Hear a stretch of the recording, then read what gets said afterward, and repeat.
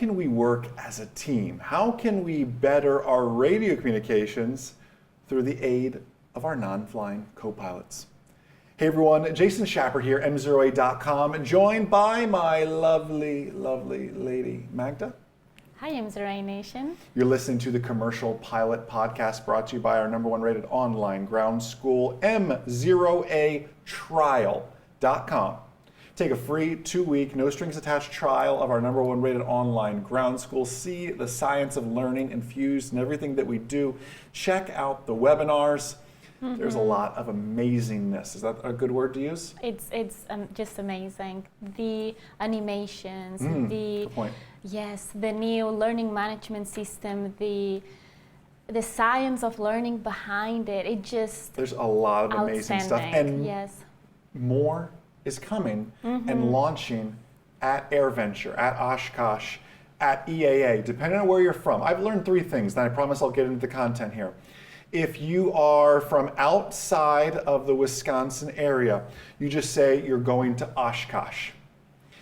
If you work for EAA, you say AirVenture, which is the name of the actual event. If you live in the town of Oshkosh or the towns nearby, you call it EAA. Really, the EAA team is right. It's AirVenture. AirVenture is the name of the event. Oshkosh is the name of the city. EAA is the name of the organization. So I just always found that. It's just so confusing. So I feel when I say I'm going to Oshkosh, people go, you mean AirVenture? Some people say you mean EAA. It's all the same thing. It's all the same thing.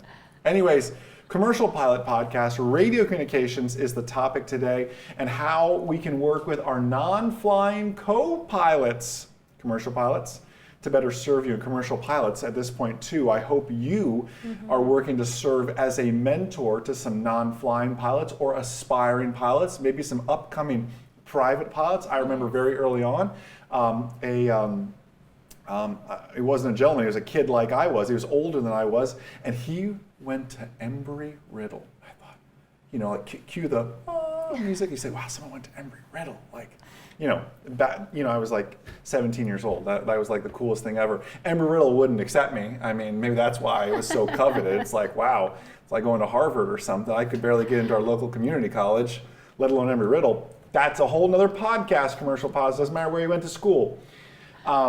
Anyways, he went to Embry-Riddle though, and was a commercial pilot. I was a private pilot, and his family owned an airplane, and it was great that we would go flying, and it was absolutely awesome because I got to help. I didn't get to fly a lot, but I got to help with radio communications, which was a weak point that I had, and Magda works to help with the basic radio communications as well. And if you saw Tuesday's video, you know really the 3 aspects of that. But what we don't get to do in those Tuesday YouTube videos is expand like we can in a podcast and get into the detail. Yes. And let's start with the first one here, which is helping with the ATIS. Now, all of this, let me reel it back for a second. All of this takes education, training, and patience on the part of you, the pilots. On the part of the co-pilots, it just takes an open mind. Absolutely. And a willingness to learn this. Yes. One area I always need help with is the ATIS. Because show of hands, who's ever been there? Who's ever been so engrossed in writing down the winds and writing down this and writing down every NOTAM that you forgot, what information was it again? And my co-pilot can say, oh, it's information golf. That's right. Or what was that altimeter setting again? I've got my walking altimeter right here. 299 or 2. Exactly. Well, and let's go a step further. So Magda helps not only, I've given her the 2 simple tests. Yes. I mean, if you want to explain it, just how you do it when we listen up to the ATIS, what are the 2 things you're listening for? So the 2 things that I listen for, ATIS code and altimeter setting. Absolutely. And that helps and works to serve me immensely. While, like I said, I'm focused on winds, whatever that may be. And you might say, Jason, as a pilot, we should listen to everything. And yes, you should. But can we create a safer environment by having someone just, and you may have understood it's information golf. You may have got 299 or 2. You may have had all of that. That's great. It's nice to cross-check and double-check with somebody. Because I'm sure there's nobody listening who's ever missed an ATIS code and go, was that golf or was that foxtrot? Was that 299 or 2 or 29er, you know, or 29er 89er, right? And you just miss something basic like that. And then Magda takes it a step further by keying that in on the altimeter for us as well, and making sure we Yes. get that pressure setting in there as well. So. Well, first of all, thank you for taking the time and explaining that to me and what it means, because pilots, take the time to explain it to your co-pilots, because it's really, really helpful.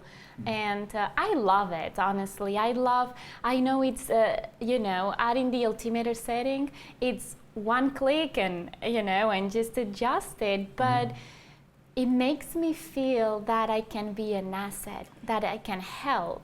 And another aspect is it's different in every airplane. You Yes. mentioned it's one click and a twist. Someone with what's called a Coldsman window is going to go, what do you mean one click and a twist? I just turn it up, right? It's different in every airplane. Yes. So you as the pilot need to take the time to educate your co-pilots and say, this is how, when you hear this is how we adjust the altimeter setting.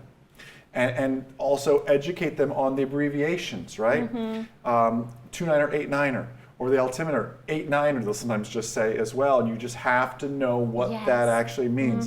3089, that's astronomical, right? You know, Yeah. you're talking, it's a possibility, but it's a crazy possibility with that. I remember that created a confusion with me. I just heard 2 digits and I was, wait, what was that? And so it's very interesting to see how everybody approach or says the altimeter setting a little different. A little bit differently, Yes. right? So the next aspect too, in the IFR environment, I realize we're listening to the Commercial Pilot Podcast, but we're also smart enough to know you're probably flying an instrument flight plan most places that you're going now, is how can your co-pilots, flying or non-flying, help with the readback?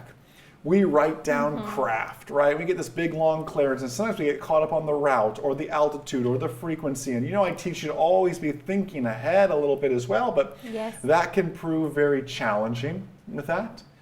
I give Magda the simple task of just grabbing the transponder That's right. code, right? And the transponder we know is how ATC uses to identify us and everything else, but I give it to Magda differently, where she not only writes it down quickly, you then go to the transponder and actually Yes. put it in. That's right. And that helps too. So while I bring it back, because who's ever read back an entire clearance but goofed up on the transponder squawk code as well? Yes. It's easy because you're so focused on the route, the altitude, whatever that may be. The transponder squawk code often gets forgotten at the end, especially if they're 4 very different digits. There's no pattern, squawk, 1, 2, 3. There's no pattern to it. If it's 4, 7, 2, 5, I mean, there's no pattern to that. That can be very, very difficult to actually Yes. follow and work through. And that. actually, what I do, I write it on my notes, and then as soon as I confirm it, it really helps me, because as soon as I'm done writing it, I listen to Jason to the read back, and it's when I hear read back correct, it's when I go ahead and put the code.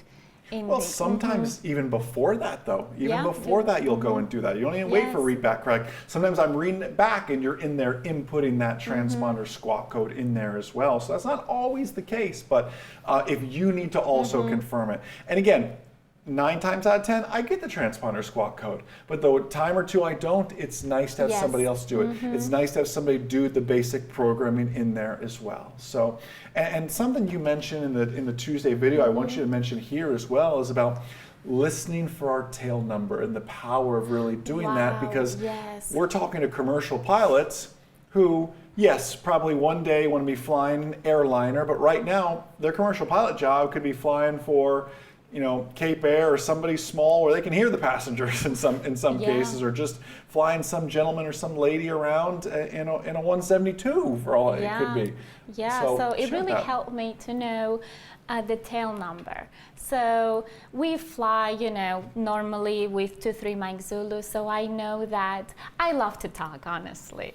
And I'm in the middle of the story, and then we get, a new frequency change, and if I didn't know that, I just kept going, and it was such a distraction for you, I'm assuming.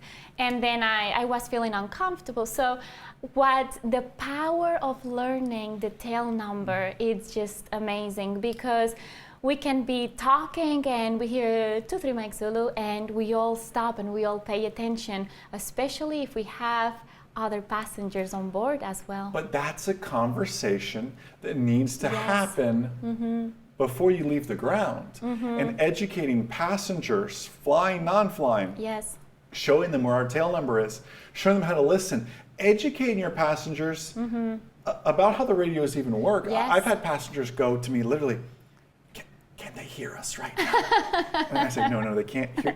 You can talk. They only can hear you when I hit this Yes. button, Yes. right? So there's some education that needs to happen with that as well. And when they key into the Mike Zulu, we zip it. Yes, I would like to share one thing also. One trick that you used that it really helped me at the beginning is that Jason used to raise his hand before cueing the button, the mic. So it really helped me to pay attention and say, okay, now it's a moment of not talking. It's interesting. Yeah. You see that as raising my hand before I cue the button.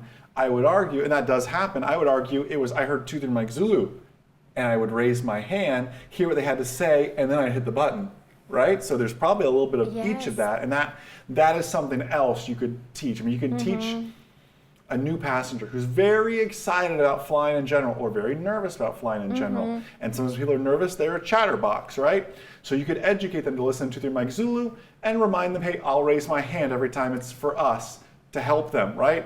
I mean, you can do a hand goes up, Yes. everybody gets quiet, but you need that hand to fly at the same time. So you can do that a little bit, but eventually the crew and the passengers and everybody just has to get in the habit of listening for that tail number. And I realize in a flying club, in a flight school, that tail number may change. And you yourself even sometimes get confused. We've all been confused flying in 512 Romeo and I called myself 23 Mike Zulu, or that just happens sometimes. You get used to your primary airplane. So that's just another thing to be mindful of as well. But Yes. lastly, something Magda really helps with is the actual ATC handoff. How can you be working with, and again, you are mentors, commercial Yes. pilots and aspiring commercial pilots, you're mentors at this point. You're ambassadors for aviation, this amazing hobby and amazing career that you're choosing to embark on.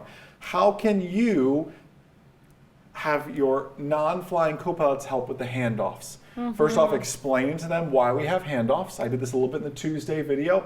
Hey, Tampa Approach has 8 different sectors, 8 different controllers. Not just one Yes. person at Tampa controlling all of Tampa. It's 8 different people, and they each have their little bit of real estate they control. And when they pass you off to the next one, they have a different frequency. You can explain Yes. it that way in plain English.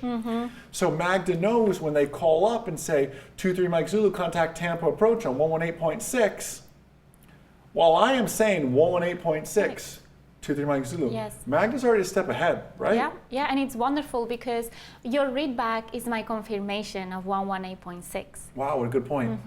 So she's already on the radios, Yeah. and we've worked on how to tune our avionics. You know, we use Avidyne and 23 Mike Zulu. Yes. Big knob does this, little knob does this, big knob for the big numbers, little number for the little numbers at the end. And then also educating 118.6 really means 118.60. Remember, that was confusing at the start. Yes. 118.65 they'll give you sometimes, and that means 118.65, but sometimes they'll say 118.6 Yeah. or 118.0. Yes. You go 0, 0, 0, 5, because there's options Yeah. with that, right? And you could also make the mistake of accidentally grabbing the navigation frequency. I have done it before. I wasn't gonna, you volunteered the information, I wasn't gonna throw you under the bus. And it wasn't even that long ago. And she's going, why does it not go to 123.45? Right? Why will it not go that frequency? I said, well, you know, that's not VHF, that's our VOR frequencies, and then we'll up to what, the 117s, right? 116, 117 is as high as the VOR goes. 118 starts VHF frequencies. I'm so embarrassed right now. Did you really have to brought it check? up, I did not bring it up, I set you up for it, you spiked it. That's what happened there on that one. Yes, So, I have done it like a champion. but I've done it, and we've all done it, and you spin that little knob going, where is this frequency? Then you realize, it's the VOR. Up one more. Yeah. It's easy to do. And you, as the mentor pilot, that's a good name. We need to adopt that, mentor pilot, right? You're the pilot, but you're the mentor pilot. Because you're a Yeah. coach to help out these non-flying pilots. The goal is to to create more pilots. Don't scare your co-pilots away, your passengers away. Let them participate in the process and feel involved. And you know what? You might just go back to the very basics and say, listen, help me scan for traffic. Teach them how to scan for traffic, but help me scan for traffic. You go back to the basics. I say, Jason, this is all well and good, but this is a little too much for me. Let me fly the airplane. Cool, that's great. If you want to go that route, and you have a passenger that says, I'm fine just sitting here. And taking pictures. Right? That's great. But find a creative way to at least get them involved. You get them involved, you get them hooked in aviation. So, listen, MzeroA Nation, you all are outstanding. You know, we just announced our amazing contest to win a flight lesson with myself. Head over to flywithjason.com to learn some more details on that and get all signed up. No purchase necessary on that. You know, we'll be at Oshkosh coming up in weeks at this point. If you're listening to this when this comes out, weeks till Oshkosh. We're in Hangar B, Hangar Bravo. A lot of big announcements. We'll be launching phase 2 of the new website, learning management system. Some great new technology you're going to want to check out. We'll be live streaming that and giving away tickets to the exclusive event as well. If you're there, what else is happening there? Oh, the new MzeroA swag. Oh, I cannot wait. I am so excited. You guys are gonna look fancy. I promise you. I'm not one to sell things, but it's gonna look good. So, be looking forward to all of that. MzeroA Nation, you are such a blessing to us. Have an outstanding, blessed, amazing rest of your day, and most importantly, remember, a good pilot is always learning. Have a great day, everyone. We'll see you.